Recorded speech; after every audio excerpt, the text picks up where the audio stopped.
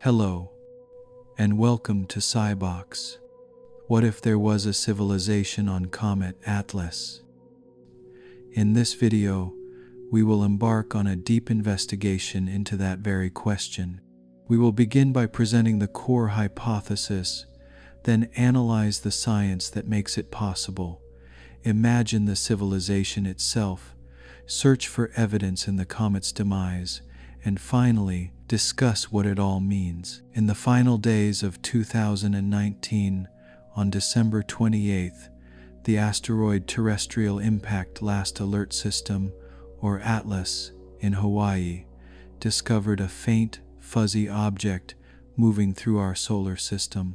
It was designated C 2019Y4 and given the name Atlas after the survey that discovered it. Initially, it was just another faint comet. But as it began its long fall towards the sun, something extraordinary happened. It began to brighten, and not just by a little. It brightened at a staggering, almost unprecedented rate. By March of 2020, it had increased its brightness by a factor of over 40. The astronomical community was electric with excitement. Projections showed that Comet Atlas could become a great comet, a spectacular celestial event visible to the naked eye, potentially stretching across our night sky with a tail as brilliant as the planet Venus.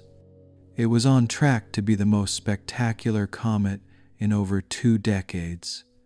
It was a visitor from the Oort cloud, the most distant and pristine realm of our solar system, a frozen time capsule from the birth of the planets. And it was putting on a magnificent show, and then, just as quickly as the excitement had built, it collapsed. In late March, the brightening suddenly stalled. Then, in early April 2020, amateur astronomers began to notice that the comet's core, its nucleus, was no longer a single, sharp point of light. It had become elongated, fuzzy. Something was wrong. On April 11th, a team confirmed the worst fears. The comet was disintegrating. Subsequent observations by the Hubble Space Telescope were even more dramatic. They showed not one, but dozens of smaller icy fragments, tumbling away from each other in a ghostly, chaotic cloud. The great visitor had died before it had even reached its closest approach to the Sunday. The show was over. The official scientific explanation is straightforward and logical. Comet Atlas was likely a fragile, primordial fragment of a much larger, ancient comet that passed through the inner solar system thousands of years ago. As this fragile snowball approached the sun, the increasing solar heat caused its volatile ices, like frozen carbon dioxide and nitrogen, to sublimate violently. This outgassing acted like chaotic, uneven rocket thrusters, spinning the nucleus faster and faster until its own fragile, gravitational cohesion was overcome by the centrifugal force. It simply spun itself to pieces, a natural, if disappointing, end to a promising celestial visitor. But what if this simple natural explanation is incomplete? What if the strangeness of Comet Atlas was not a sign of its fragility, but a sign of its artifice? This is the core of our hypothesis. What if the dramatic brightening was not the random outgassing of a mindless snowball, but the deliberate activation of a technological system? And what if the disintegration was not a chaotic death but a controlled, purposeful deployment? To understand why such a wild idea is even worth considering, we must place Comet Atlas in its proper context. It was not just any comet, it was an interstellar traveler, or at least a visitor from the most distant, unexplored edges of our own system. It came from the darkness between the stars. And in recent years, we have learned that such visitors are not as rare as we once thought. In 2017, we were visited by One Eye, Oumuamua, the first officially confirmed interstellar object. It was a complete and utter enigma. It was small, dark, reddish, and highly elongated, shaped perhaps like a cigar or a flat pancake. Most bizarrely, as it moved away from the sun, it accelerated. It pushed itself forward with a gentle but persistent, non-gravitational force. Comets do this all the time via outgassing, but Oumuamua had no visible coma, no tail, no dust. It was pushing itself with invisible rockets.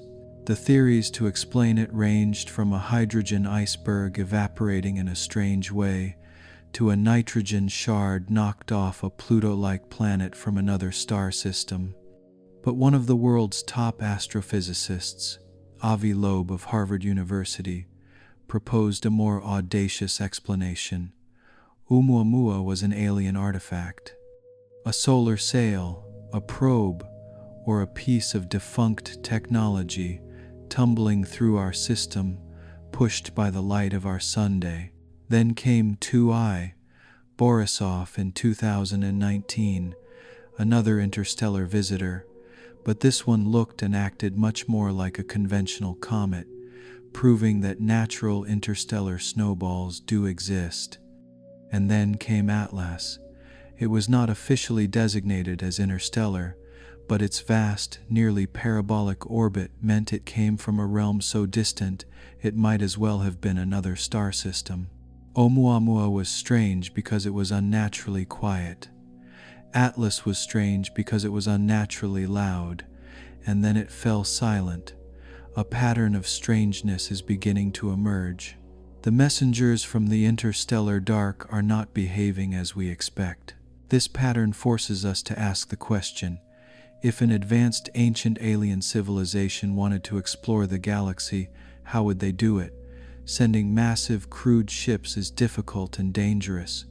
The most logical method is to send autonomous, self-replicating probes, von Neumann probes, but an even more efficient method might be to use what the universe already provides.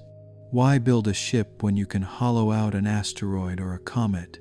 You could use the rock and ice as a perfect shield against radiation and impacts. You could use the radioactive elements within its core as a power source for millions of years. You could use its volatile ices as fuel and reaction mass. You could build a perfect, self-contained, and perfectly camouflaged interstellar arc. This is our hypothesis: that Comet Atlas was not just a comet, it was a vessel, and its strange death was not a death at all. We are now left to speculate on the nature of this vessel, an investigation that opens up three incredible possibilities. First, the arc. This is the idea that Atlas was a true generation ship, a worldlet containing a subsurface ocean of liquid water, warmed by a geologic or artificial core.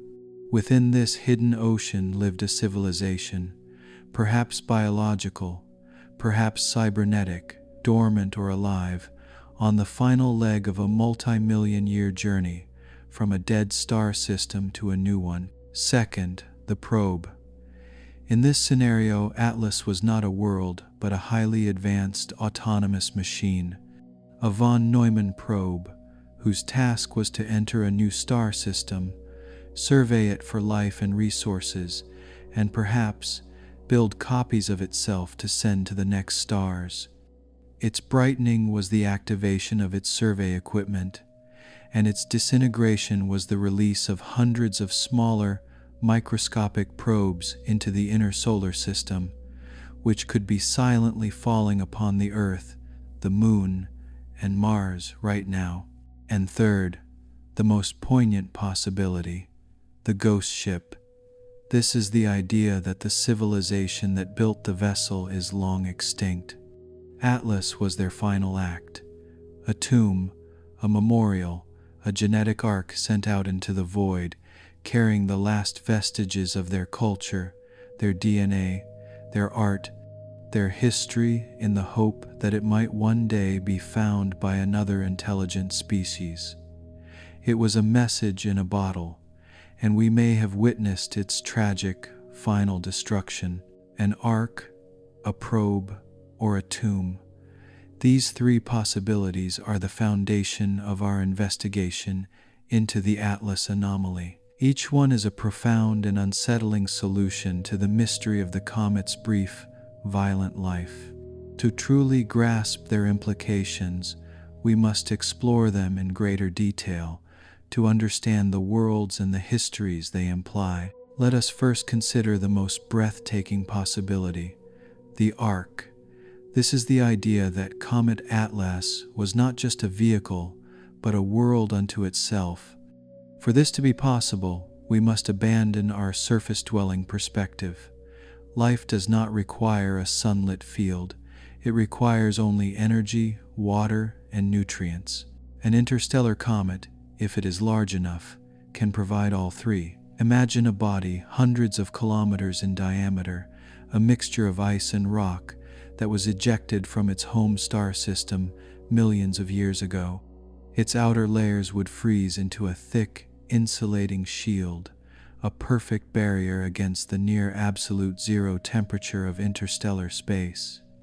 Deep within this shield, the slow, patient decay of radioactive elements within its rocky core, uranium, thorium, potassium, would generate a steady, reliable source of heat for billions of years.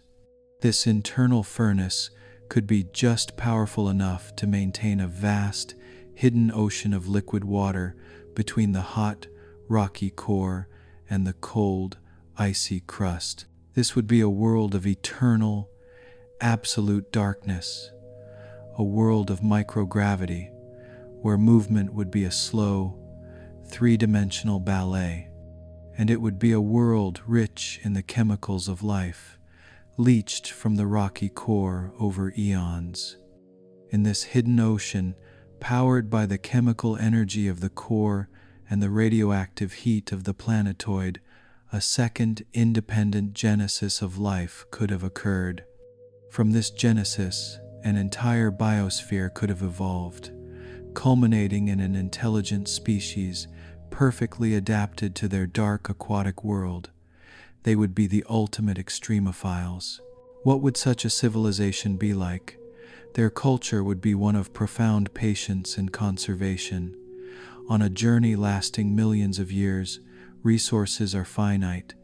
Every atom would have to be perfectly recycled. Their perception of time would be geological. Generations might pass in the slow, ponderous journey from one spiral arm of the galaxy to the next.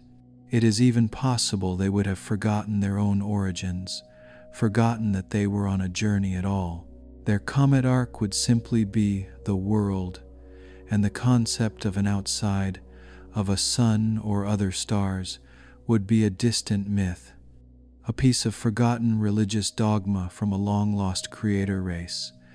The sudden brightening of Comet Atlas, in this scenario, could have been a catastrophic awakening.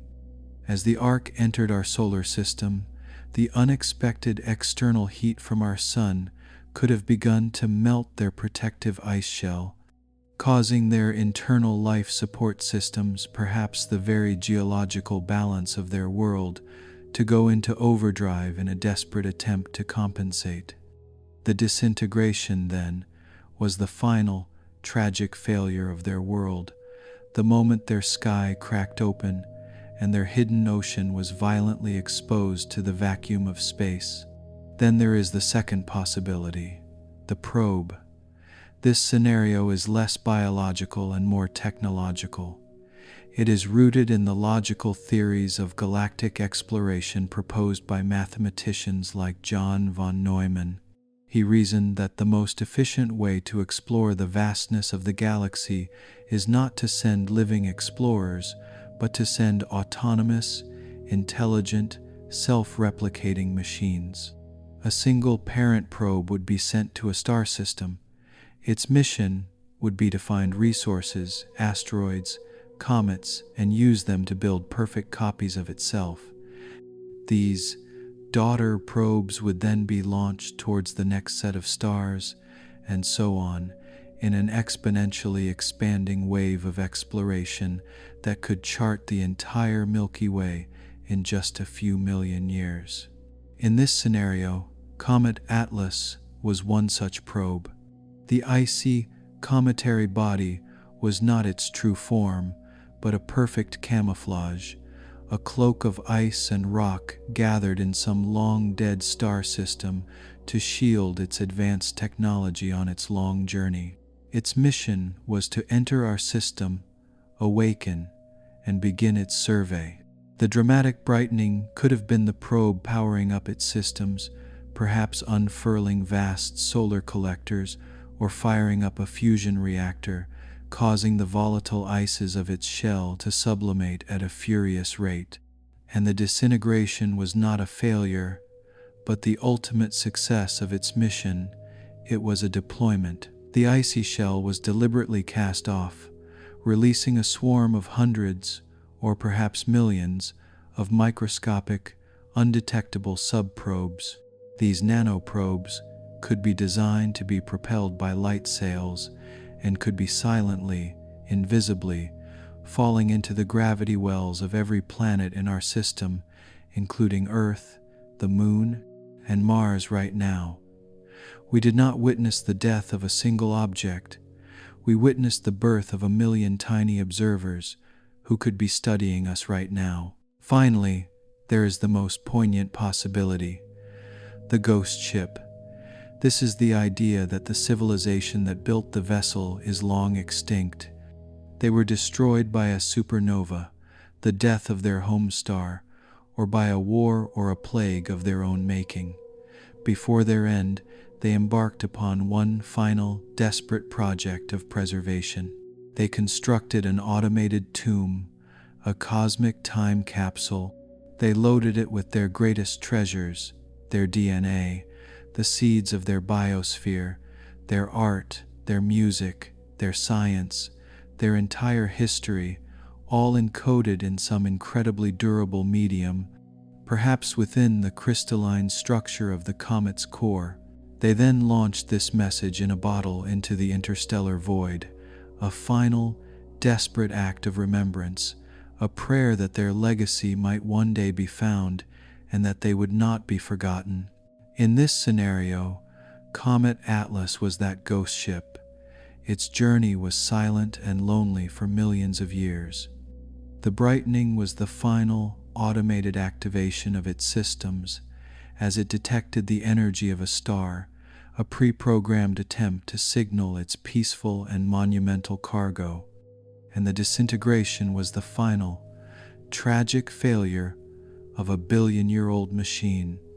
The stresses of our sun were too much for its ancient structure, and it broke apart, its priceless cargo of a lost civilization's soul scattered into a cloud of cold, dead dust. Each of these possibilities provides a chillingly elegant solution to the Fermi paradox. The sky is silent not because intelligence is rare, but because it travels in disguise. Interstellar travel is not done with loud, easily detectable radio signals and flashing lights, but with silent, patient, and perfectly camouflaged arcs and probes that look just like the millions of other boring comets and asteroids that drift through the void. The most advanced form of life in the galaxy might be the one that has mastered the art of stealth. The galaxy isn't empty, it's just dark. This forces a complete reevaluation of our search for intelligence. It suggests we should spend less time and resources listening for distant, hypothetical signals from stars light years away, and more time on a detailed, forensic analysis of every single strange object that enters our own solar system. The search for extraterrestrial intelligence, then, becomes a local, not a galactic endeavor. The aliens are not in the distant sky, they are the visitors who knock on our front door. To see which, if any, of these incredible possibilities holds water, we must now turn to the hard science. we must investigate the physics and biology of a world inside a comet. We must imagine in detail the civilization that could arise there. We must sift through the real astronomical data for clues that could support one hypothesis over another. And finally, we must ask what it all means. This is the path we will now follow. The idea of a living world inside a comet, an arc traversing the interstellar void, immediately confronts the brutal, unforgiving reality of the universe. The space between the stars is the most hostile environment imaginable. It is a realm of near absolute zero temperature, a perfect vacuum, and a place awash with a constant, relentless sleet of high-energy cosmic radiation. How could any form of life, let alone a complex civilization, possibly survive a journey through such a place? To answer that, we must now turn to the hard science and investigate the strange and surprising physics of a world inside a snowball. The first and most obvious challenge is the cold. Interstellar space has a background temperature of just 2.7 Kelvin, or minus 270 degrees Celsius. It is a cold so profound, it can stop atoms in their tracks. Any unprotected, water-based life would be frozen solid in an instant. The first requirement for a cometary arc, therefore, is a shield. And a comet, by its very nature, is a perfect one. A typical cometary nucleus is a mixture of water ice, frozen gases like carbon dioxide and nitrogen, and a large amount of rock and dust. Over a journey of millions of years, the outermost layers of this object would form a thick, hard, and incredibly insulating crust. Just as a layer of snow can insulate the ground beneath it, keeping it from freezing solid in winter, a crust of ice and dust, tens or even hundreds of kilometers thick, would provide near-perfect insulation, shielding the comet's interior from the absolute cold of the void. This same icy mantle would also provide a solution to the second great challenge: radiation. Interstellar space is permeated by galactic cosmic rays and high-energy particles ejected from distant supernovae. This radiation is lethal, capable of shredding complex molecules like DNA and rendering any planet without a thick atmosphere and a strong magnetic field completely sterile. But water ice is a remarkably effective shield against radiation. The thick, insulating crust of a large comet would act as a planetary-scale radiation shelter, absorbing the vast majority of incoming cosmic rays and protecting a potential biosphere hidden deep within.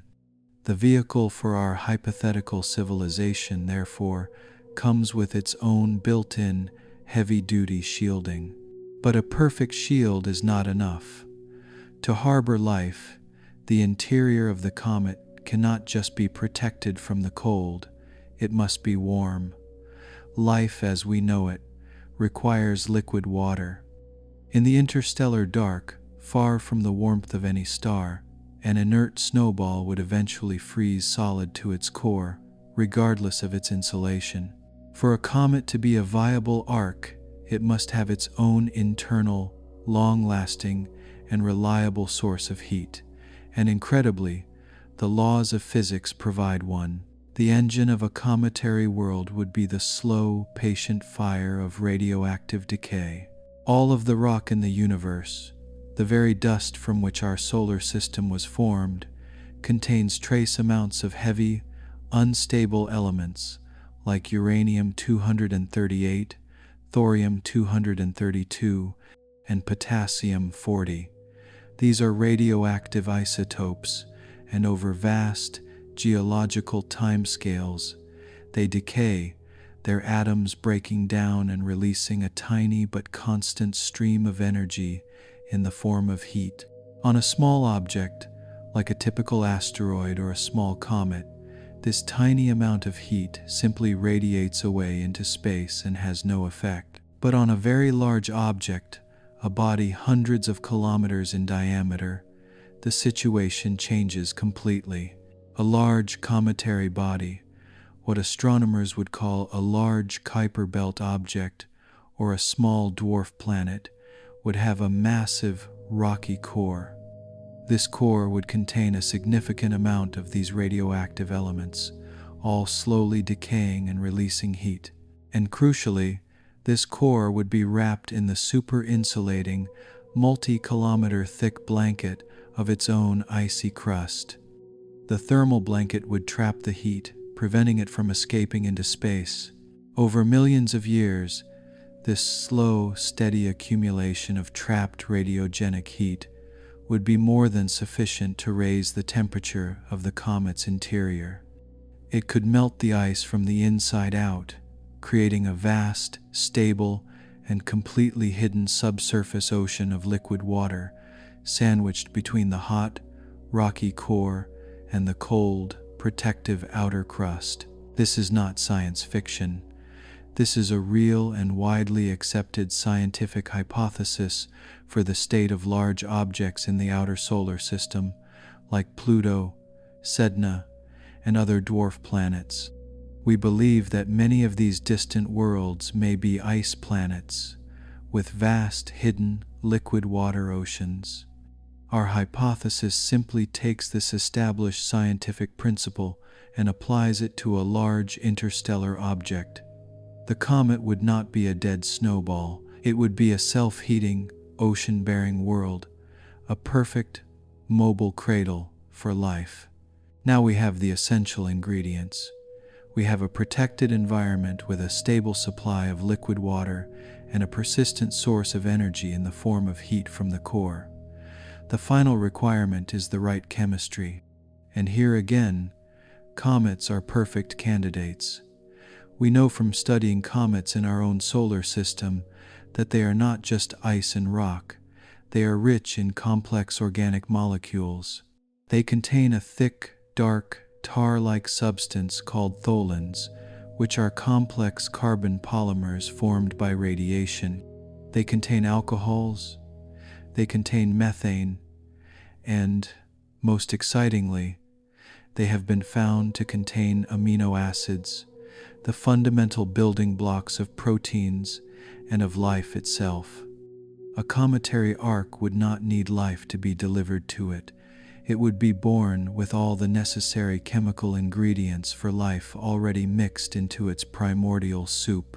And the final piece of the puzzle is the metabolism. Life in this hidden, sunless ocean would, of course, be chemosynthetic.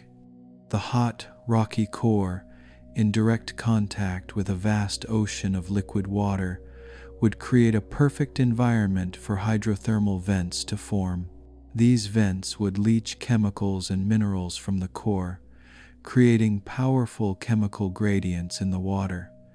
This is the exact same process that powers the ecosystems in our own deep oceans.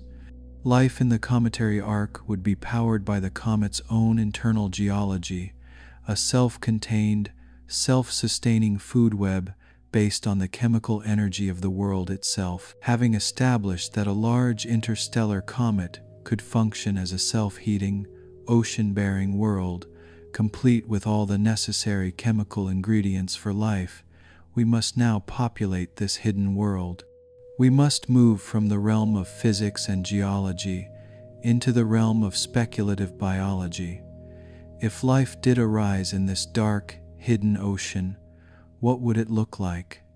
What kind of ecosystem would form in a world of eternal darkness, microgravity, and a food web powered not by a sun, but by the slow, patient chemistry of a rocky core? The environment would be unlike anything on Earth. Imagine a vast, spherical ocean, completely dark, surrounding a warm, rocky core. From this core, hydrothermal vents, much like those on our own ocean floor, would gush a constant stream of hot, mineral-rich water. These vents would be the oases, the suns of this world. The water itself would be a rich chemical soup, but the temperature would be stable, the currents gentle, and the darkness absolute and eternal. There would be no up or down in the conventional sense, only towards the core or towards the ice. At the very base of this ecosystem, clinging to the rocky core and flourishing in the superheated plumes of the vents, would be the primary producers, the chemoautotrophs. These would be vast, thick, and colorful mats of bacteria and archaea, a living tapestry covering the entire core. But their diversity would be immense. In one region, methanogens might thrive, consuming hydrogen and carbon dioxide and releasing methane. In another, sulfur-reducing bacteria would flourish, using sulfates and producing the hydrogen sulfide that gives vents their characteristic smell.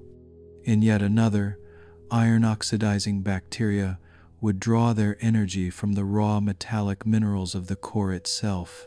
This diverse microbial foundation would be the bedrock of the entire food web, a rich and constantly regenerating pasture of life. From there, the first layer of complex life would arise, the grazers.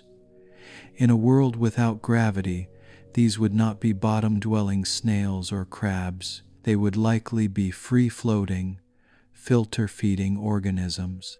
Imagine vast, jellyfish-like creatures with huge, gossamer veils designed to drift through the clouds of bacteria near the vents, trapping and digesting them.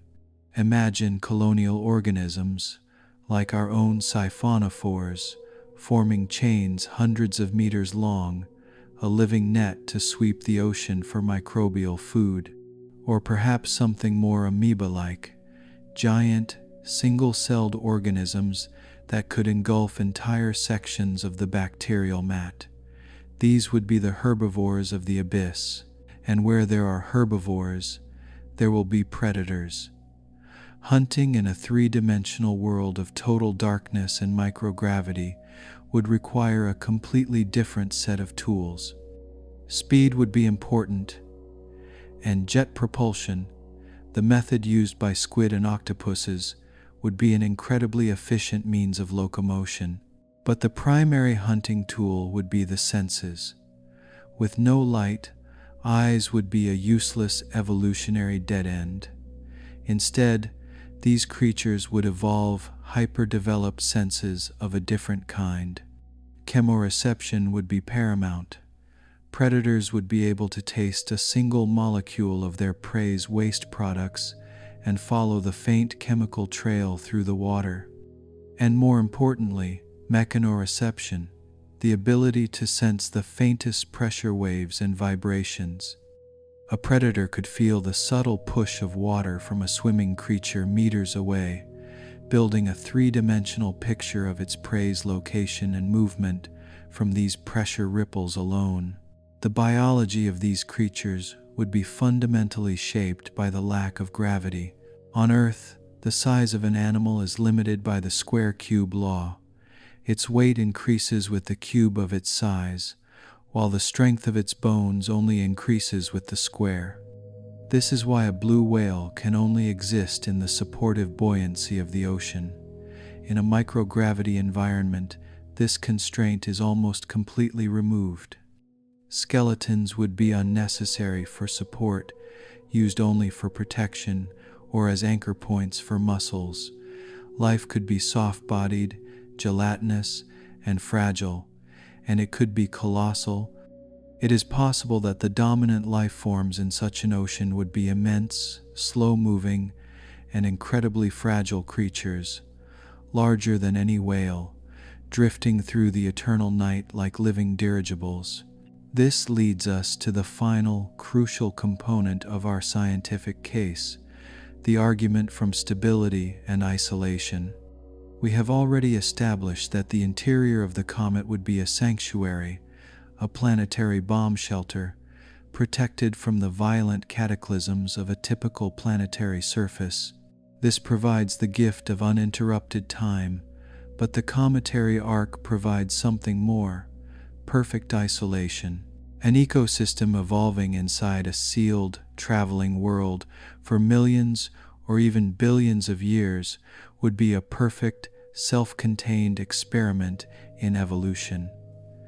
There would be no outside influences, no invasive species arriving from another continent, no sudden climate shifts caused by changes in a nearby star. The only variables would be the slow, predictable chemistry of the core and the internal dynamics of the biosphere itself. This creates the ideal conditions for life to reach a state of profound and complex equilibrium. The pace of life in such a world would likely be incredibly slow. The energy from the radioactive core, while stable and long-lasting, would be finite and far less powerful than the energy from a star. Every joule of energy would be precious. Evolution would strongly favor efficiency above all else. Metabolisms would be slow and deliberate. Lifespans could be extraordinarily long, perhaps measured in millennia rather than years, and the pace of evolution itself might be slow, a patient and methodical exploration of every possible biological niche.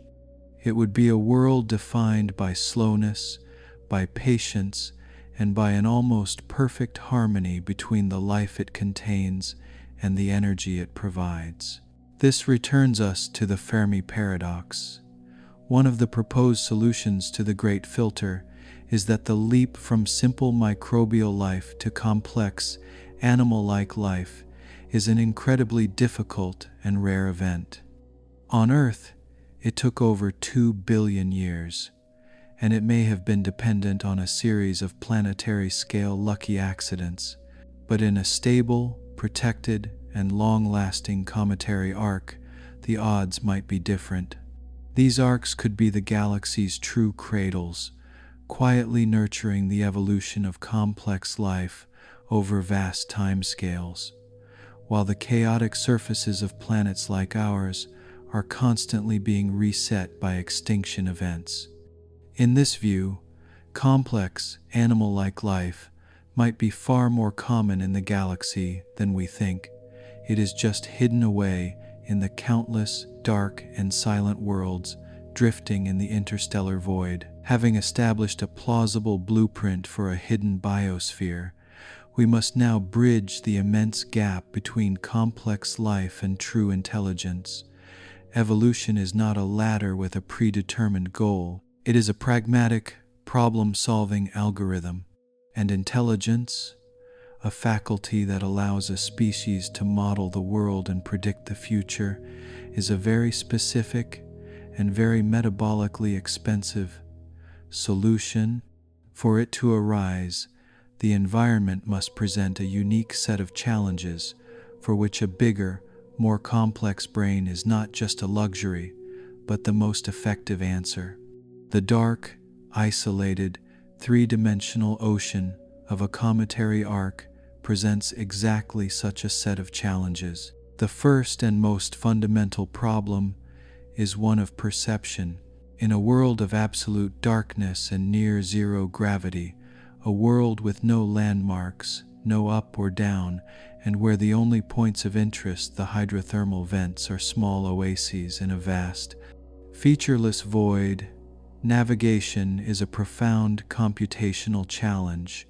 Passive senses are almost useless. To survive, and especially to thrive, life must evolve active sensory systems. It must create its own perception. The most logical and powerful solution is an advanced form of biological sonar or echolocation.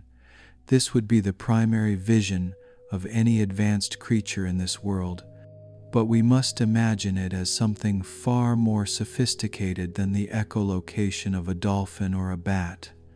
It would be a true sensory replacement for sight, a way of painting a detailed, high-resolution, three-dimensional model of the world using only sound and pressure waves. An advanced abyssal creature would need to generate a complex series of vocalizations across a wide range of frequencies and then process the returning echoes with staggering speed and precision. Think of the immense cognitive load. Its brain would have to analyze the time delay of the echoes to determine distance. It would have to analyze the Doppler shift to determine an object's velocity. It would have to analyze the subtle changes in the sound wave's texture and amplitude to discern the difference between the soft, sound-absorbing body of a potential food source and the hard, reflective shell of the comet's inner crust. It would have to do all of this in real time, for thousands of objects simultaneously, creating a constantly refreshing, 360-degree mental map of its surroundings. In such an environment, there is a direct, relentless evolutionary pressure for greater neural processing power. The creature with the more advanced acoustic processing unit in its head is the creature that navigates better, finds the life-giving vents more efficiently, and survives longer. This leads to the second great evolutionary driver, the silent arms race of the dark ocean, the eternal dance of predator and prey, when played out in a three-dimensional world of total darkness, becomes a game of pure information and counter-information. It is a battle of wits.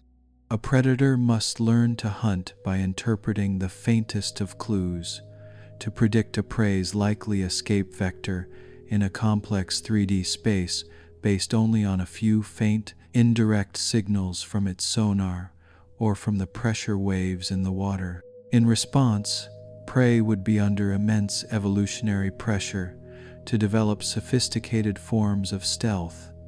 This is not the visual camouflage of a chameleon, it is acoustic and chemical stealth.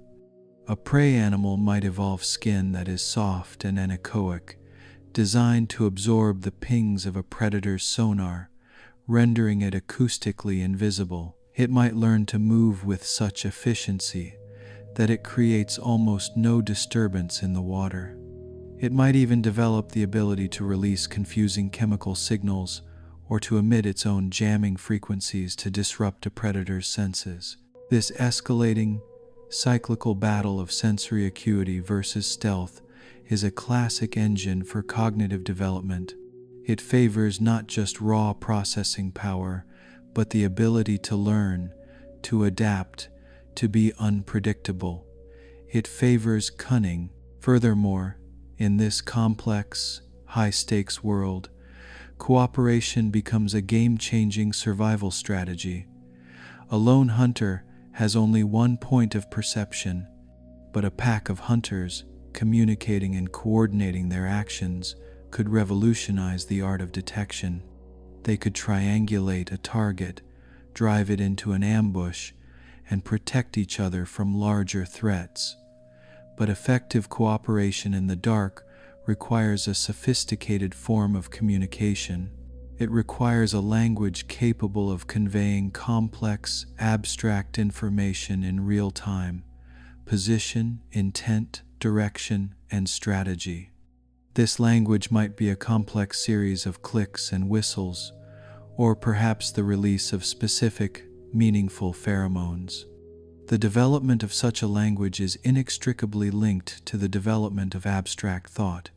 You cannot communicate a plan without first being able to conceive of a plan. The social pressures of cooperation could be the very crucible in which true intelligence was forged. Finally, there is the unique pressure presented by the very nature of the arc itself, the long journey. The internal environment of the comet is stable, but the journey through the interstellar void lasts for millions of years. This presents a challenge that no terrestrial life has ever faced, a challenge whose solution is cultural. For a species to survive such a journey, it would need to develop a way to preserve and transmit knowledge across deep time. They would need to understand the slow, long-term changes in their own sealed environment, the gradual cooling of the core, the changing chemistry of their ocean. They would need to maintain the complex, bioengineered systems that keep their world alive. This requires memory, records, and science, And what of the arrival? The entry into a new solar system would be a profound, once-in-a-million-year event. An instinct-driven species would be helpless in the face of the new, external warming and gravitational forces. But an intelligent species, a species with a culture of knowledge, might be able to understand what was happening. They might recognize it as the end of their long journey, a prophecy fulfilled, or a new and dangerous variable to be analyzed and overcome. The unique challenge of an interstellar migration provides a powerful evolutionary pressure for the development of culture, of science, and of a form of consciousness that can think and plan on geological timescales. And so, we close this chapter having erected our final pillar. We have not just shown that a cometary arc is a possible cradle for complex life. We have built a logical, scientifically grounded case for why that life would have been driven towards intelligence. The unique challenges of this world, the immense computational load of 3D navigation in the dark, the silent cognitive arms race between predator and prey, the social demands of cooperation, and the profound cultural necessity of surviving a multi-million-year journey all point to a bigger, more complex brain as a powerful and direct evolutionary solution. The scientific case for the plausibility of an intelligence born inside an interstellar comet is now as complete as we can make it. We have built the stage, piece by piece. We have argued that a cometary arc is not just a possible cradle for intelligence, but in some ways, a perfect one. Now that we have established what is possible, we can ask what is imaginable. If such a mind did arise in this world of dark water and microgravity, what would it create? What would its civilization, a culture of the eternal night, actually be like? The scientific case for the plausibility of an intelligence born inside an interstellar comet is now as complete as we can make it. We have built the stage, piece by piece. We have argued that a cometary arc is not just a possible cradle for intelligence, but in some ways, a perfect one. Now that we have established what is possible, we can ask what is imaginable. If such a mind did arise in this world of dark water and microgravity, what form would it take? What would its civilization, a culture of the eternal night, actually be like? To begin this act of creation, we must understand that the comet dwellers would be a species forged by three fundamental and inescapable environmental forces: the absolute absence of light, the constant state of microgravity, and a complete dependence on a chemosynthetic food web. These three forces would shape not just their culture, but their very biology, their senses, and the nature of their consciousness. Let us first consider their biology. On Earth, the primary driver of animal evolution has been the relentless force of gravity. Our skeletons are magnificent feats of engineering, designed for one primary purpose: to support our body weight against the planet's constant pull. In the buoyant, microgravity ocean of a cometary arc, this entire evolutionary pressure is absent. Heavy, calcium phosphate skeletons like our own would be a pointless and metabolically expensive waste of energy. The comet dwellers would be children of the void, and their bodies would reflect this. It is almost certain they would be soft-bodied, their forms defined by hydrodynamic efficiency, not structural strength. They would be creatures of cartilage, chitin, and flesh, more akin to the octopuses, squid, and jellyfish of our own deep oceans. With the tyranny of the square cube law effectively nullified, the limitations on their size would be vastly different from our own. They could grow to be truly colossal, yet remain incredibly fragile. We can imagine vast, dirigible-like beings, hundreds of meters long, drifting with a slow, ponderous grace through the eternal night of their ocean. Their bodies would not be designed for strength, but for sensitivity, their entire surface a complex sensory organ. Their metabolism would also be profoundly different. The energy provided by a radioactive core, while stable and incredibly long-lasting, would be far less potent than the energy provided by a star. The entire ecosystem would be energy poor. This would drive evolution towards a single overriding principle: absolute efficiency.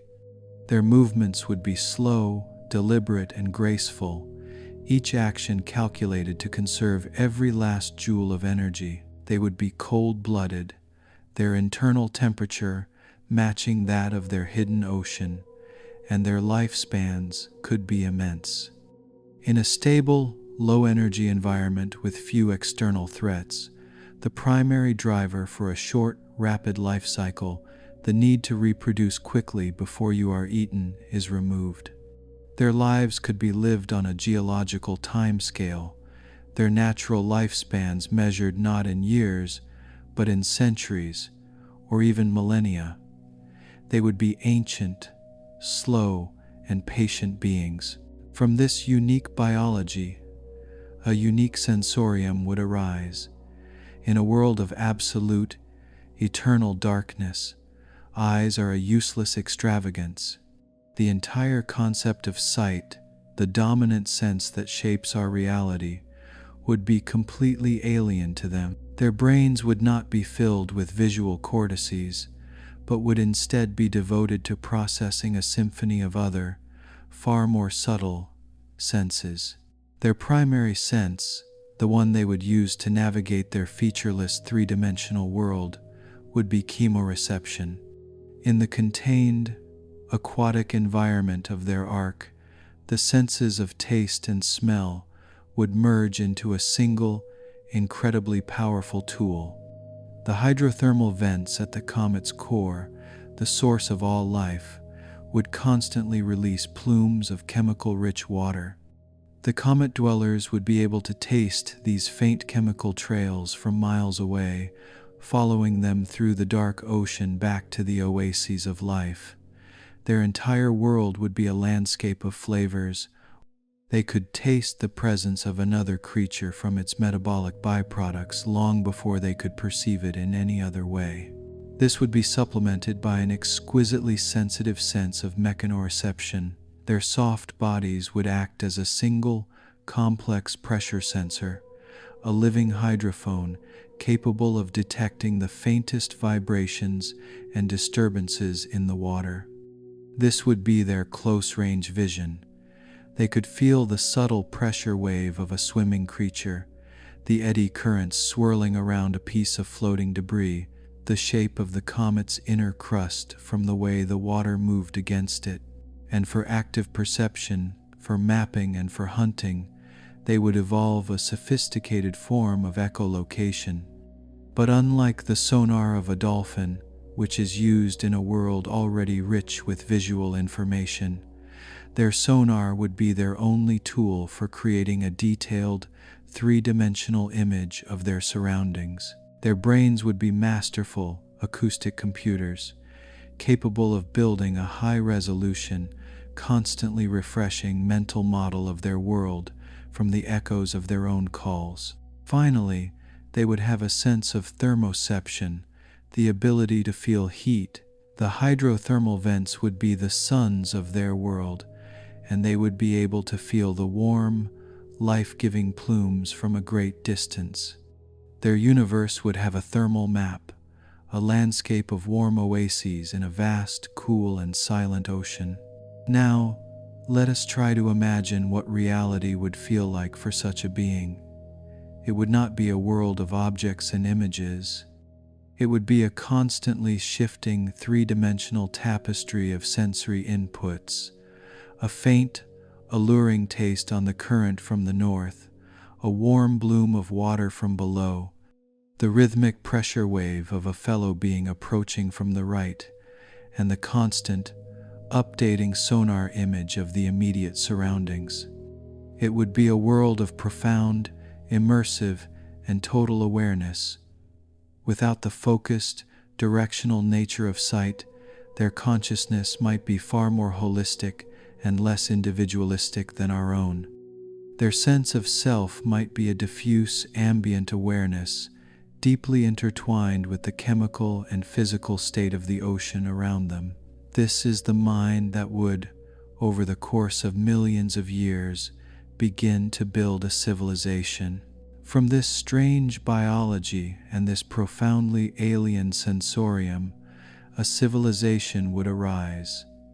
Its technology, its architecture, and its culture would be a direct reflection of its creator's nature. With no fire, no metal, no wood, and no concept of building on solid ground against a constant gravitational pull, their approach to engineering would be fundamentally biological.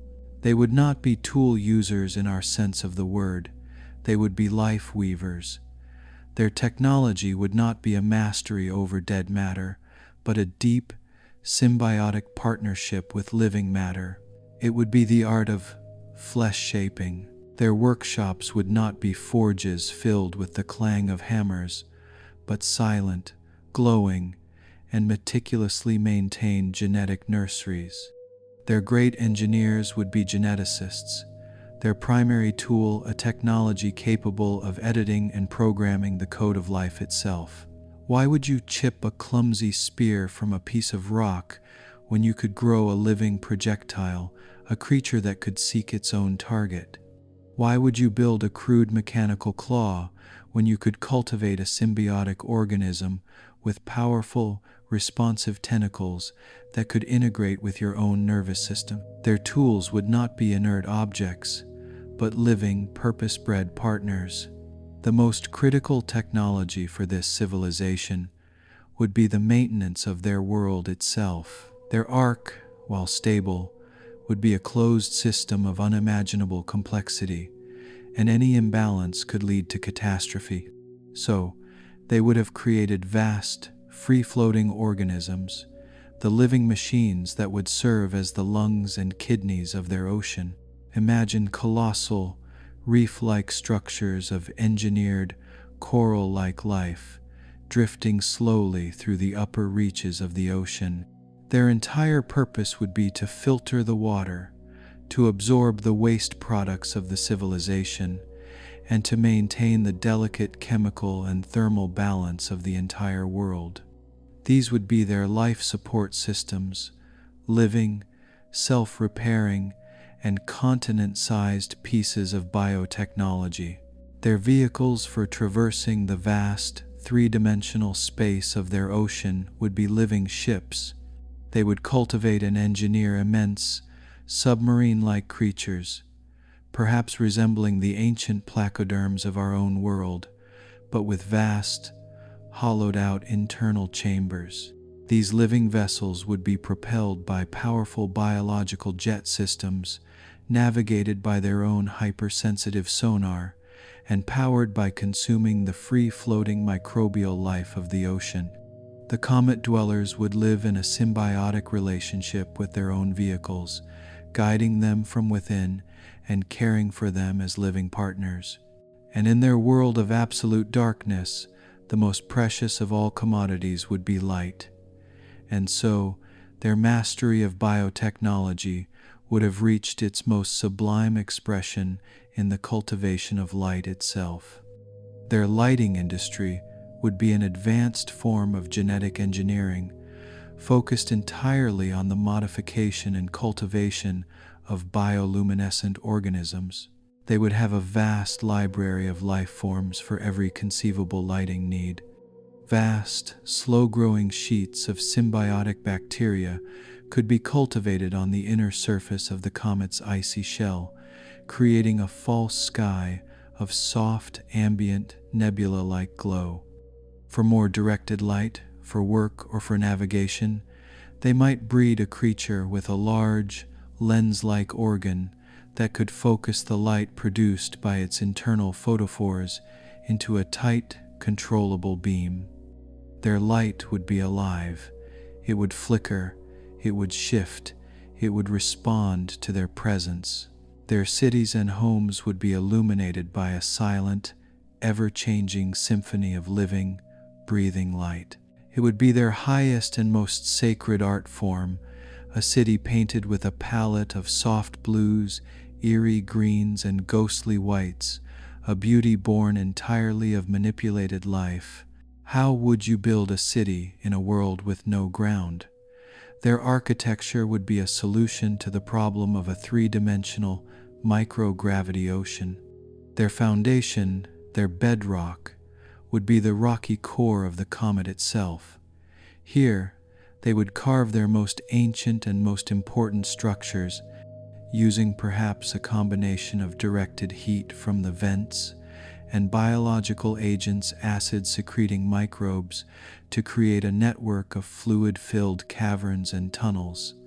This would be their capital, their sacred center, but the majority of their living space would be in the open water, and here their buildings would be living things.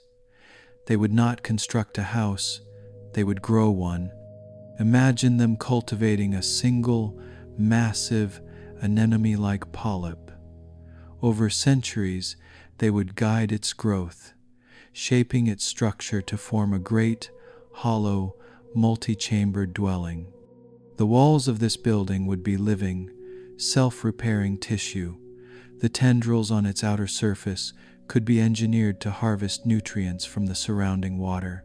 Its internal chambers would glow with a soft, genetically programmed bioluminescence. An entire city would be a vast, interconnected reef of these living, grown structures, a floating forest of organic architecture, all anchored to the central core by living, flexible tethers. The energy that powered this entire civilization would be the geothermal heart of their world. Their power plants would be sophisticated structures built around the most active hydrothermal vents, designed to manage and distribute this heat and chemical energy throughout their carved tunnels and living cities. But the most important organizing principle of their entire society would be the law of perfect recycling. In a sealed ark on a journey of millions of years, there is no such thing as waste. Every dead organism, every shed molecule, every byproduct of metabolism would be a precious resource to be captured and reintegrated into the system. Specialized engineered organisms, their recycling machines, would be the foundation of their society. They would be a civilization with a zero-waste economy, not as a matter of ecological virtue, but as a fundamental law of survival. Scarcity and the absolute necessity of perfect recycling would be the central principle that would shape their economy, their technology, and their very philosophy. From this strange biology and this profoundly alien sensorium, a civilization would arise. Its technology, its architecture, and its culture would be a direct reflection of its creator's nature. With no fire, no metal, no wood, and no concept of building on solid ground against a constant gravitational pull, their approach to engineering would be fundamentally biological. They would not be tool users in our sense of the word. They would be life weavers. Their technology would not be a mastery over dead matter, but a deep, symbiotic partnership with living matter. It would be the art of flesh shaping. Their workshops would not be forges filled with the clang of hammers, but silent, glowing, and meticulously maintained genetic nurseries. Their great engineers would be geneticists, their primary tool a technology capable of editing and programming the code of life itself. Why would you chip a clumsy spear from a piece of rock when you could grow a living projectile, a creature that could seek its own target? Why would you build a crude mechanical claw when you could cultivate a symbiotic organism with powerful, responsive tentacles that could integrate with your own nervous system. Their tools would not be inert objects, but living, purpose-bred partners. The most critical technology for this civilization would be the maintenance of their world itself. Their ark, while stable, would be a closed system of unimaginable complexity, and any imbalance could lead to catastrophe. So, they would have created vast, free-floating organisms, the living machines that would serve as the lungs and kidneys of their ocean. Imagine colossal, reef-like structures of engineered, coral-like life, drifting slowly through the upper reaches of the ocean. Their entire purpose would be to filter the water, to absorb the waste products of the civilization, and to maintain the delicate chemical and thermal balance of the entire world. These would be their life support systems, living, self-repairing, and continent-sized pieces of biotechnology. Their vehicles for traversing the vast, three-dimensional space of their ocean would be living ships. They would cultivate and engineer immense, submarine-like creatures, perhaps resembling the ancient placoderms of our own world, but with vast, hollowed-out internal chambers. These living vessels would be propelled by powerful biological jet systems, navigated by their own hypersensitive sonar, and powered by consuming the free-floating microbial life of the ocean. The Comet dwellers would live in a symbiotic relationship with their own vehicles, guiding them from within and caring for them as living partners. And in their world of absolute darkness, the most precious of all commodities would be light, and so their mastery of biotechnology would have reached its most sublime expression in the cultivation of light itself. Their lighting industry would be an advanced form of genetic engineering, focused entirely on the modification and cultivation of bioluminescent organisms. They would have a vast library of life forms for every conceivable lighting need. Vast, slow-growing sheets of symbiotic bacteria could be cultivated on the inner surface of the comet's icy shell, creating a false sky of soft, ambient, nebula-like glow. For more directed light, for work, or for navigation, they might breed a creature with a large, lens-like organ that could focus the light produced by its internal photophores into a tight, controllable beam. Their light would be alive. It would flicker, it would shift, it would respond to their presence. Their cities and homes would be illuminated by a silent, ever-changing symphony of living, breathing light. It would be their highest and most sacred art form, a city painted with a palette of soft blues, eerie greens, and ghostly whites, a beauty born entirely of manipulated life. How would you build a city in a world with no ground? Their architecture would be a solution to the problem of a three-dimensional, microgravity ocean. Their foundation, their bedrock, would be the rocky core of the comet itself. Here, they would carve their most ancient and most important structures, using perhaps a combination of directed heat from the vents and biological agents, acid-secreting microbes to create a network of fluid-filled caverns and tunnels. This would be their capital, their sacred center, but the majority of their living space would be in the open water, and here their buildings would be living things. They would not construct a house, they would grow one. Imagine them cultivating a single, massive, anemone-like polyp. Over centuries, they would guide its growth, shaping its structure to form a great, hollow, multi-chambered dwelling. The walls of this building would be living, self-repairing tissue. The tendrils on its outer surface could be engineered to harvest nutrients from the surrounding water. Its internal chambers would glow with a soft, genetically programmed bioluminescence.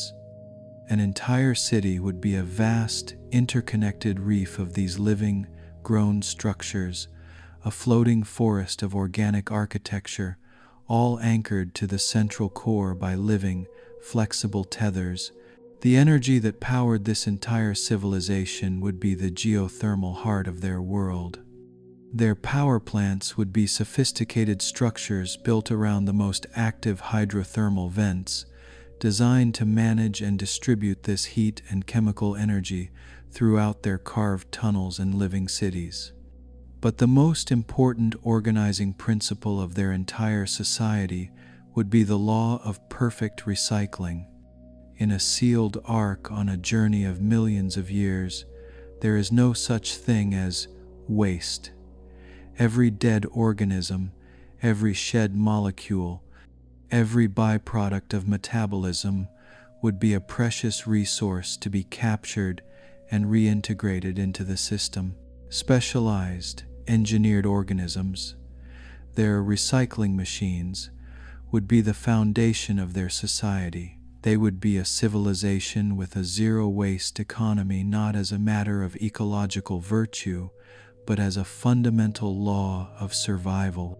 Scarcity and the absolute necessity of perfect recycling would be the central principle that would shape their economy, their technology, and their very philosophy. From this strange biology and this profoundly alien sensorium, a unique form of consciousness would emerge. A mind forged in darkness, microgravity, and the slow, patient rhythms of a multi-million-year journey would be fundamentally different from our own. To truly imagine their civilization, we must now explore the nature of their society, their culture, and the deep philosophical truths that would arise from an existence lived in a sealed and secret world. Our human, and especially our Western, concept of society is built upon the foundation of the individual. We are a collection of discrete, private, sovereign minds, each with its own secret thoughts, desires, and ambitions. Our laws, our economies, and our philosophies are all designed to negotiate the space between these separate selves. For the Comet dwellers, this entire concept of a private, isolated self might be a bizarre and alien notion. Their reality, as we have established, would be one of profound sensory intimacy. In their contained, aquatic world, their hyper-developed chemical and mechanical senses would mean that the presence and the state of others was not an inference, but a constant, physical fact. They would taste the fear pheromones of a startled neighbor on the current. They would feel the rhythmic, agitated pressure waves of a creature in distress. Hiding one's true emotional state would be as difficult as trying to hide the wake of a speeding boat. Their world would be one of almost total emotional transparency. This would inevitably lead to a society that was profoundly communal, if not truly collective. Their primary sense of identity would not be the I, but the we.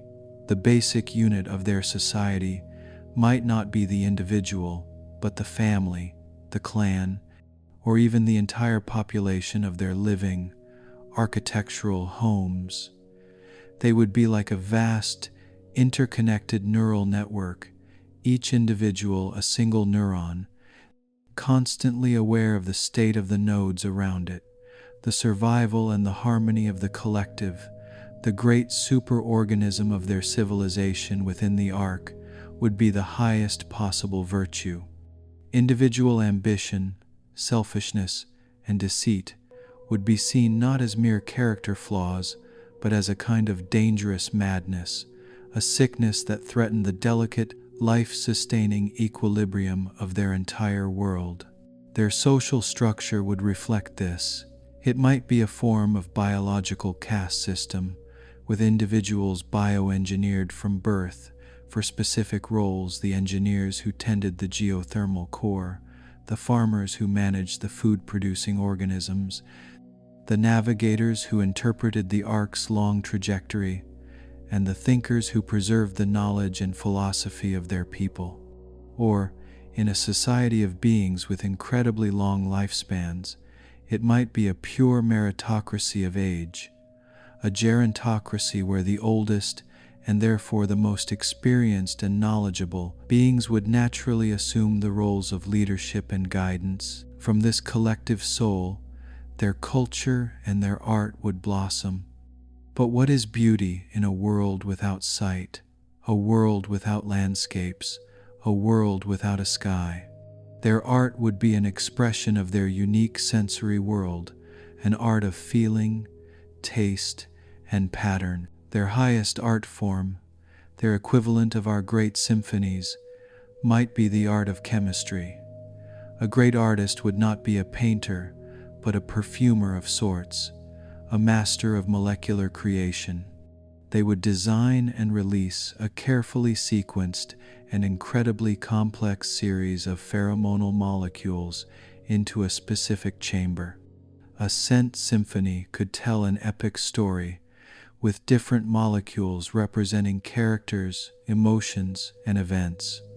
An emotional poem could be a single, complex molecule designed to evoke a precise and profound feeling of melancholy, or joy, or reverence. Their art would be inhaled, tasted, and felt directly by the nervous system. Their sculpture would be kinetic, an art of pressure and flow. An artist might use their own body or a series of living, cultivated tools to create a silent, tactile ballet of complex, moving patterns of pressure waves in the water. This would be an art form that could be seen and appreciated from a great distance, a silent story told in the language of pure motion. And their painting, as we have discussed, would be the slow, hypnotic, and vast ballets of their cultivated bioluminescence, the great, silent, shifting murals of living light that would tell the long, slow story of their history over the course of millennia. And what of their philosophy, their search for meaning in the cosmos? A civilization that had never seen a star would have a profoundly different cosmology. Their entire universe would be the arc itself. Their search for meaning would be an inward-looking journey, not an outward-looking one. They would have no astronomy, no concept of other worlds, no pantheon of sky-dwelling deities. The arc itself would be their universe, and its components would be their gods. The hot, rocky core at the center of their world, the source of all heat, energy, and life-giving chemicals, would be their creator, their central deity. The vast, dark ocean that enveloped them would be the mother, the nurturing, life-sustaining medium, and the great, cold, impenetrable ice shell that formed their sky would be the protector, the shield against the great, terrifying, and abstract concept of the outer void, a place of absolute cold and non-existence. Their concept of the great, multi-million-year journey might be the central pillar of their religion. They might see themselves as pilgrims on a preordained voyage to a mythical destination, a promised sun that their ancient ancestors had spoken of. Their entire culture would be geared towards the successful completion of this sacred journey. Or, a more poignant possibility is that, over the course of 100 million years, the truth of their origin could have been forgotten entirely. They might not know they are on a journey at all. They might believe that their world is the entire universe, that it is static, and that it has always been and always will be. In this scenario, the sudden intrusion of our sun's warmth and gravity would not be a long-awaited arrival, but a terrifying, inexplicable, and apocalyptic event, the violent and incomprehensible end of their entire universe. Whichever was the case, their ultimate philosophical goal would not be progress, expansion, or conquest. It would be the achievement of a perfect, unchanging, and eternal equilibrium. Their society would value stability, harmony, and balance above all else. Change would be seen as a threat. Their incredibly long lives and their slow, efficient metabolism would contribute to a profoundly conservative and cautious worldview. They would be the ultimate Stoics, a civilization of patient, thoughtful beings, living in perfect, silent harmony with the slow, deep, and eternal rhythms of their self-contained, living world. We have now painted a complete and deeply alien portrait of the children of the eternal night. We have imagined their biology, forged in darkness and microgravity. We have conceived of their living technologies and their cities that were great, organic reefs. And we have explored the collective, communal consciousness that would arise from their unique sensory world and their profound, introspective philosophy, a philosophy built around the central truth of their sealed, of living world. For millions, perhaps billions of years, this civilization could have drifted through the interstellar void in a state of almost perfect, unchanging equilibrium. But their journey was not eternal. In the final years of the last decade, their long, silent pilgrimage brought them into a place that would have been, to them, a realm of impossible violence and chaos, our solar system, and it is here that our speculation must meet the observed reality. It is here that the story of their ancient, stable world collides with the story of the brief, violent death of Comet Atlas. How would this civilization have perceived their arrival? They would not have seen the light of our Sunday, they would have felt it. For a species adapted to a cool, dark ocean, warmed only by the gentle, predictable heat of their own geothermal core, the sudden and ever-increasing wave of external thermal energy from a star would have been a terrifying and inexplicable event. The sky of their world, the inner surface of the great ice shell, would have begun, for the first time in their history, to warm. The ancient, stable currents of their ocean would have been thrown into chaos by the sun's powerful and unfamiliar gravitational pull. For a deeply conservative and cautious society that valued stability above all else, this would have been an apocalyptic moment. Their entire science, their entire religion would have been put to the ultimate test.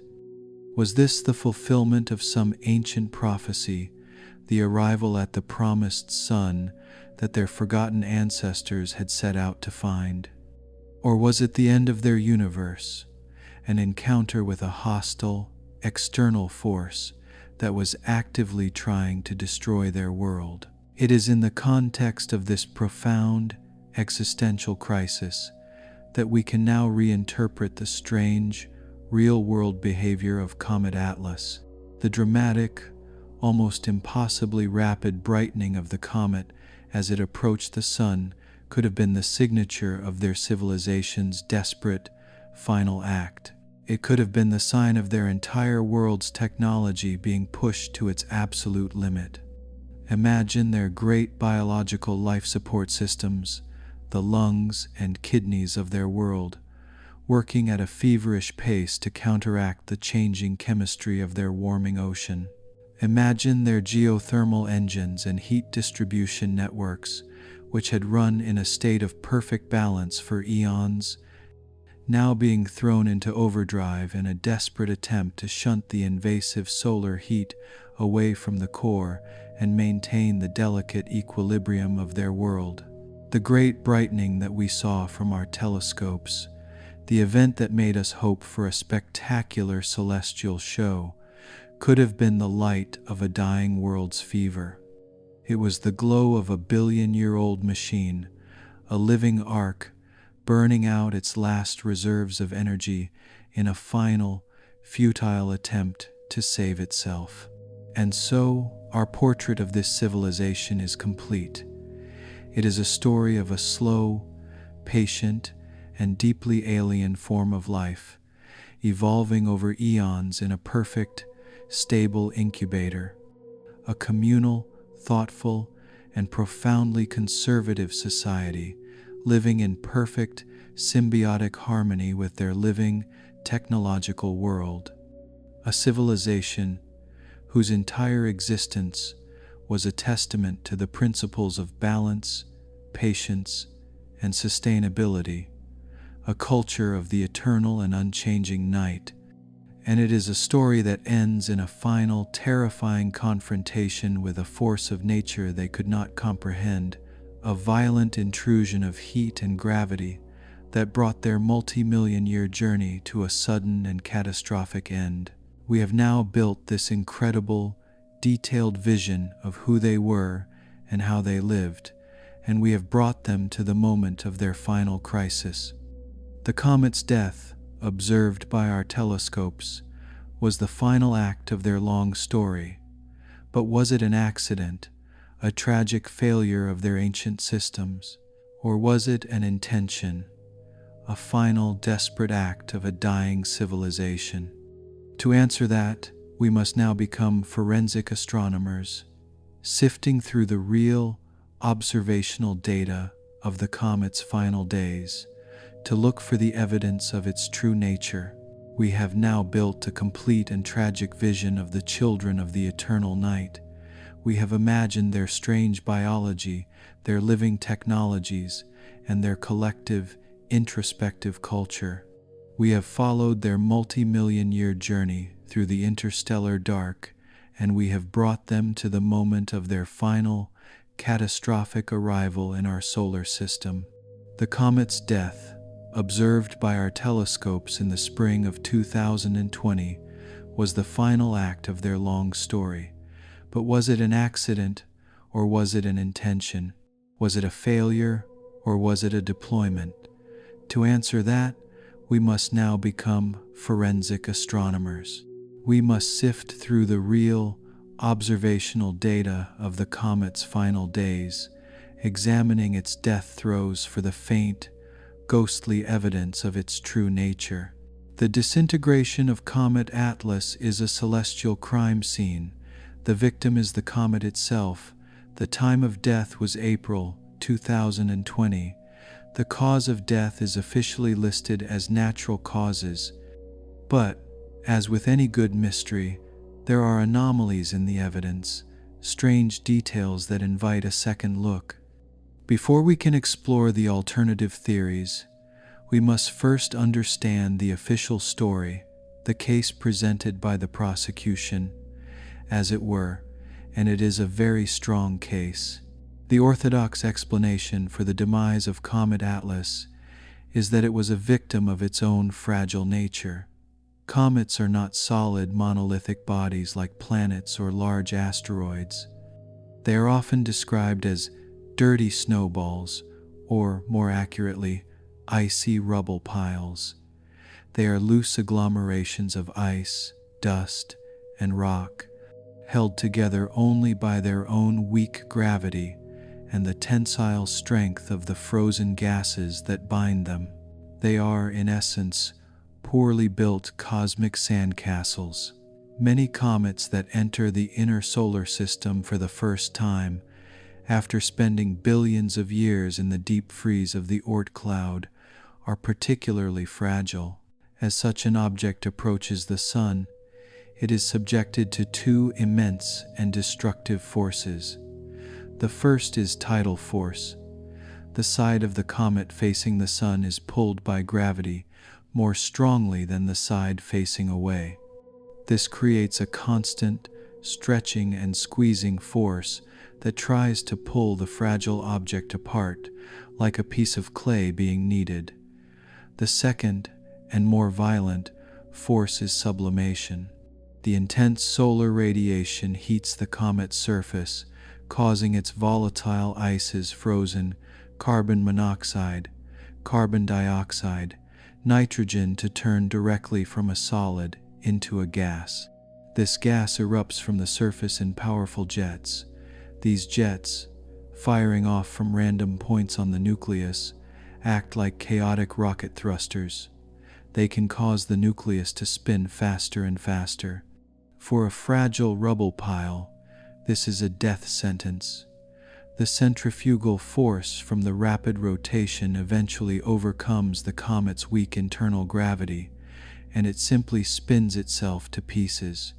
This is a common and well-documented fate for many comets. Comet Shoemaker-Levy 9, which famously collided with Jupiter in 1994, was first torn into more than 20 fragments by the planet's immense tidal forces. The case for natural causes, therefore, is very strong. Comet Atlas, a pristine and likely fragile visitor from the outer darkness, simply got too close to the fire and fell apart. But a good detective always looks for anomalies, and it is in the way that Atlas died that our alternative hypotheses find their footing. Let us now re-examine the evidence, not through the lens of a natural death, but through the lens of our first speculative scenario, that it was a living arc and we witnessed its tragic death. In this scenario, the dramatic brightening of the comet in early 2020 was not the chaotic outgassing of a mindless snowball. It was the desperate, final act of a civilization in crisis. For millions of years, their world had existed in a state of perfect, cold equilibrium. As they entered our solar system, the sudden and unexpected influx of solar heat would have been an apocalyptic event. Their first priority would have been to save their world. We can imagine their most advanced technologies, their life support systems and thermal regulation networks, being pushed to their absolute limits. The intense brightening could have been the sign of their geothermal core being put into overdrive, or a massive biological cooling system working at a feverish pace to pump the invasive heat away from their precious subsurface ocean.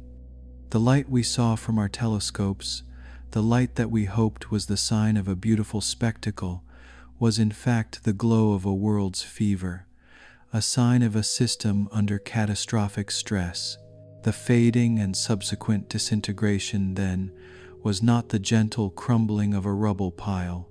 It was a series of catastrophic structural failures in an ancient engineered vessel. The Hubble Space Telescope images of the debris are the key piece of evidence here. A natural rotational breakup often produces a long drawn-out string of pearls as the fragments slowly drift apart along the same orbit. The Atlas debris, however, was a more chaotic, asymmetric cloud. This is consistent with a rapid, explosive event.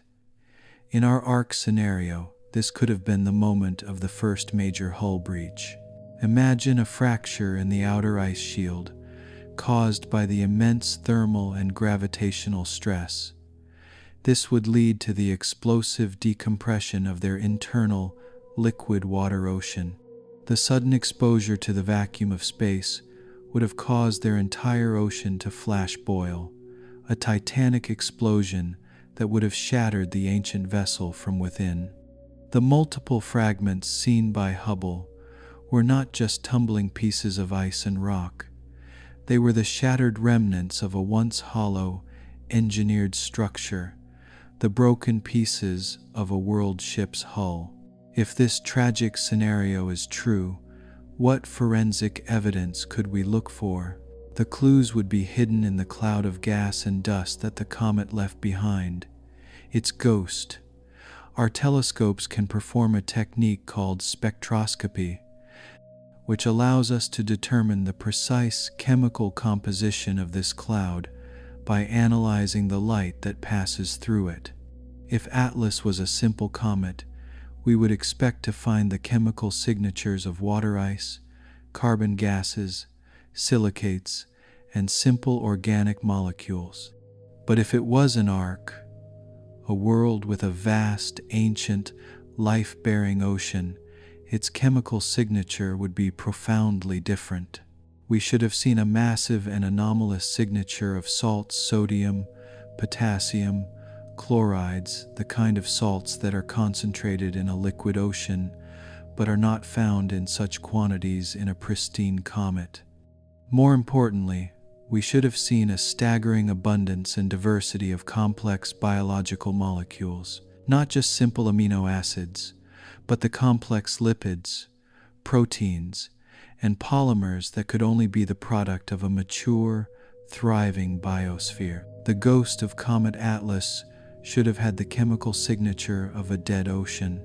While astronomers did find the basic building blocks of life, the sheer complexity and abundance of molecules that a living world would produce was not detected. The chemical evidence, for now, does not support the arc hypothesis. The other line of evidence would be in the fragments themselves. If they were the pieces of a loose rubble pile, they would continue to break down and sublimate. But if they were the shattered pieces of an engineered vessel, they might behave differently. Some fragments might be made of materials not found in nature, alloys, ceramics, or crystalline structures of impossible purity. As they tumbled through space, they might reveal unnatural shapes, flat planes, right angles, geometric curves, and most tellingly, they might follow non-ballistic trajectories. If any of the fragments retained a piece of a functioning power source or engine, it might still be firing erratically, causing the fragment to gently push itself through space in a way that cannot be explained by gravity and outgassing alone, just like Oumuamua. The hunt for these anomalous trajectories and compositions in the debris of Comet Atlas is ongoing. The case may be cold, but it is not yet closed. The theory of a failed cometary arc is a compelling and tragic narrative, but the chemical evidence gathered from the ghostly cloud of debris left by Comet Atlas does not strongly support it. The lack of complex biological signatures, the absence of a rich, salty ocean's fingerprint, forces us to consider our other hypotheses. And it is here that the lack of biological evidence becomes, paradoxically, a point in favor of our second scenario, that Comet Atlas was not a living world, but a highly advanced, autonomous machine. In this view, we did not witness a death, but a birth. We did not see a failure, but the perfect execution of a million-year-old plan. This is the hypothesis of the probe. Let us re-examine the evidence through this new, technological lens.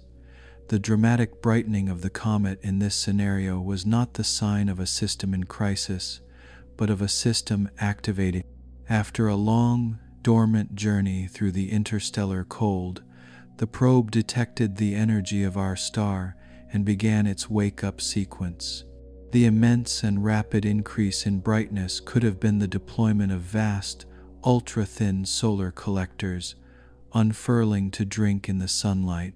Or it could have been the probe's primary power source, perhaps a compact fusion reactor, firing up for the first time in millennia, its waste heat causing the surrounding icy camouflage to sublimate at a furious rate.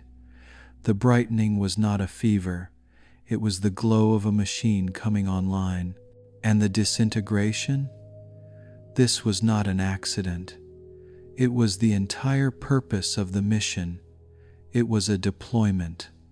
An advanced civilization would understand the risks of sending a single, large probe into a potentially hostile or unknown star system. A single point of failure could doom a million-year mission. A far more robust and efficient strategy is to send a parent probe that, upon arrival, releases a vast swarm of smaller, microscopic subprobes. In this scenario, the parent probe, Comet Atlas, used the sun's energy to power up its systems and achieve its final orbital trajectory. Then, it executed its primary command. It deliberately and precisely shattered its own non-essential icy shell. The fragments seen by the Hubble telescope were not the random debris of a crumbling snowball. They were the discarded pieces of a transport vehicle. The true cargo, a cloud of perhaps billions of smart dust particles, nanoprobes, or biological seeders, would have been released in that moment. These microscopic probes, perhaps propelled by tiny light sails, would be far too small and too numerous for us to ever detect directly. They would be a ghost cloud, silently and invisibly falling into the gravity wells of every planet and moon in our solar system. Their mission to observe, to record, or perhaps to wait for a future signal. We did not witness the end of a mission. We witnessed the beginning of a million new ones. What evidence would such a scenario leave behind? The initial explosion would have a unique energy signature. A natural, rotational breakup is a relatively low energy event. The deliberate, explosive shattering of a vessel's hull would have a much higher kinetic energy, and the fragments would spread out faster and in a more organized, symmetrical pattern than the chaotic tumble of natural debris. Furthermore, the sub-probes themselves, while nearly impossible to see, might be detectable. A vast cloud of tiny, reflective light sails would subtly alter the polarization of sunlight passing through it, or they might, as a collective, have a tiny but measurable effect on the solar wind. The evidence would be faint and difficult to distinguish from natural phenomena, but it is not beyond our ability to search for it. Finally, we must consider our third and most poignant hypothesis, the ghost ship. This is the idea that the civilization that built the vessel is long gone, and Atlas was their automated tomb, a final, desperate message in a bottle. In this scenario, the brightening was the final, pre-programmed activation of a broadcast system. Upon detecting the energy of a star, the ship's last duty was to light up as a beacon, announcing its monumental and peaceful cargo, the collected knowledge, art, and genetic legacy of an entire species, encoded perhaps in a vast, crystalline computer core. The disintegration, then, was the final, tragic failure of a billion-year-old machine. The stresses of its final activation, combined with the sun's gravity, were simply too much for its ancient, degraded systems. The images of its fragmentation are, in this view, the heartbreaking sight of the galaxy's greatest library being scattered into cold, unreadable dust. What evidence could we look for to support this? The ultimate clue would be the information itself. Was there a single, compressed, and powerful burst of radio or laser communication from the comet's location in the moments before it disintegrated? We could reanalyze the petabytes of archived data from every radio telescope that was pointing in that direction in April of 2020, this time looking not for a continuous signal, but for a single, information-rich, anomalous burst that was initially dismissed as noise. Or perhaps the information was physical. Could the dust particles in the cloud be artificially structured, a form of cosmic nanotechnology? Could the larger fragments of the core be a form of data storage, whose crystalline structures could be read if we could ever retrieve them? The evidence, in this scenario, would be the most difficult to find, but it would also be the most profound. So, where does our investigation leave us? We have a celestial death and 3 compelling speculative narratives to explain it: the tragic failure of a living ark, the successful deployment of a robotic probe, and the final, heartbreaking end of a ghost ship's message. Based on the limited public data available to us today, the official verdict of death by natural causes remains the most scientifically conservative and most likely explanation. There is no smoking gun, no single piece of evidence that allows us to reject it. However, the case is far from closed. The profound strangeness of interstellar objects like Oumuamua and the anomalous behavior of comets like Atlas have forced us into a new era of astronomy. We are now forced to consider possibilities that were once the sole domain of science fiction. The proof, if it exists, is still out there, hidden in the subtle chemical signatures of the dust, in the precise, long-term trajectories of the scattered fragments, and in the archived gigabytes of our own telescope data. We may have already recorded the evidence of a visitor, and we simply have not yet had the wisdom or the courage to recognize it for what it island. We have now completed our forensic investigation. We have sifted through the evidence of a celestial death and found that within the official story, there is room for incredible alternative possibilities. But regardless of whether Atlas was a comet or a starship, its visit and the visit of Oumuamua before it has changed everything. It leads us to the final and most important part of our journey. What does it mean for humanity to live in a galaxy where the mysteries are no longer just distant points of light, but are now actively coming to visit? We have now completed our forensic investigation. We have sifted through the evidence of a celestial death and found that within the official story, there is room for incredible alternative possibilities. But regardless of whether Atlas was a comet or a starship, its visit and the visit of Oumuamua before it has changed everything. It leads us to the final and most important part of our journey. What does it mean for humanity to live in a galaxy where the mysteries are no longer just distant points of light, but are now actively coming to visit? For all of our history, the universe has been a distant and abstract thing.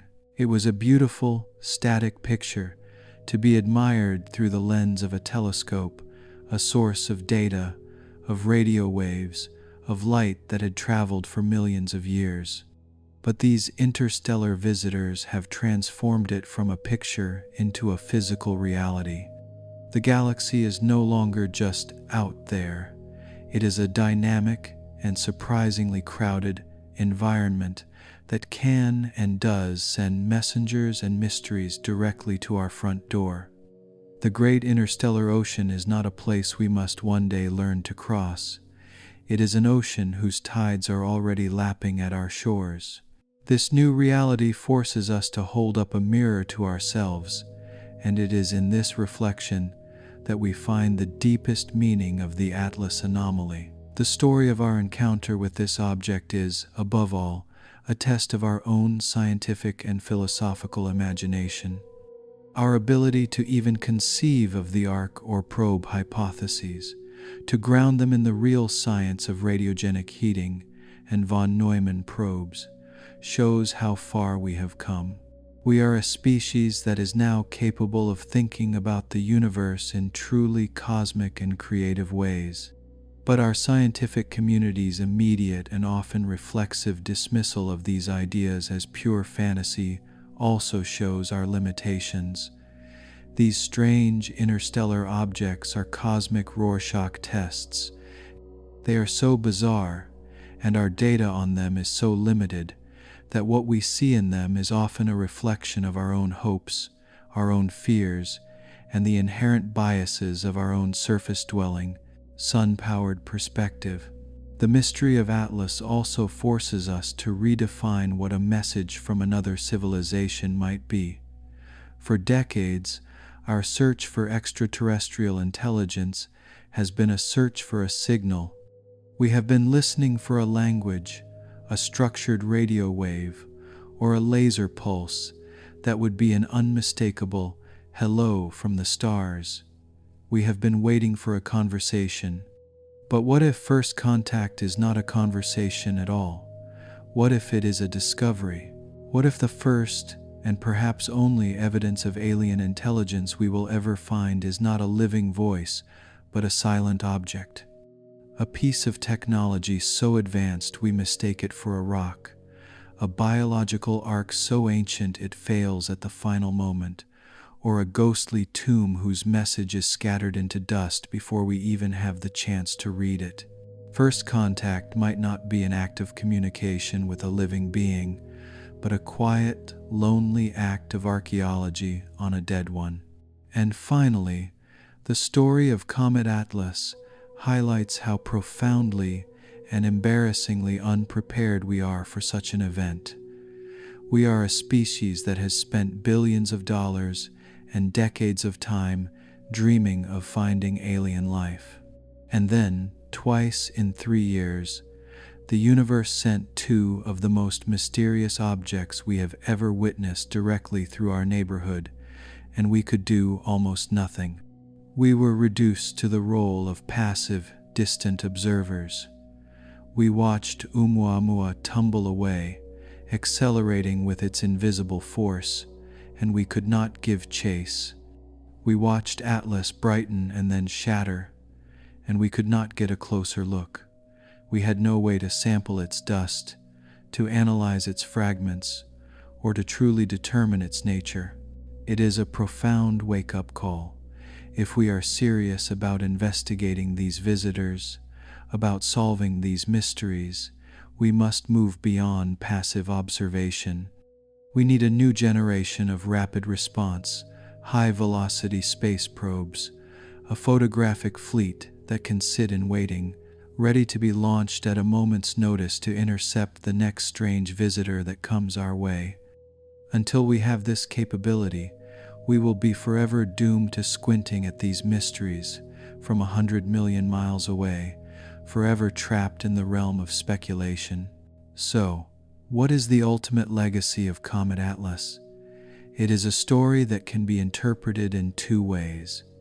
On the one hand, it could be a story of a great and poignant tragedy, the final, violent end of a million-year journey, the death of an ark or the destruction of a timeless message.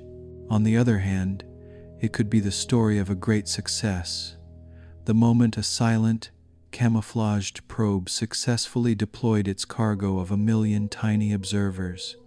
The galaxy, in this view, is either a graveyard of silent, beautiful ghost ships, or it is a garden being quietly and patiently seeded by invisible, autonomous farmers. In either case, the humbling conclusion is the same. The universe is likely far stranger, more complex, and more ancient than our simple models of radio-blasting civilizations have led us to believe. The great silence of the Fermi paradox might be the sound of a universe that communicates not in a language of waves, but in a language of objects, of artifacts, of silent and patient messengers. The story of Comet Atlas is a powerful and humbling reminder that the greatest discoveries are not always found at the end of a long and deliberate search. Sometimes, they are the unexpected visitors that grace our skies for a fleeting, breathtaking moment before vanishing back into the darkness, leaving us with more questions than answers. We are no longer just listeners, waiting for a call that may never come. We are now watchmen on the shore of the interstellar ocean, waiting and watching to see what strange and silent ships the cosmic tide will bring us next. And that brings our video to a close. Thanks for joining us on PsyBox.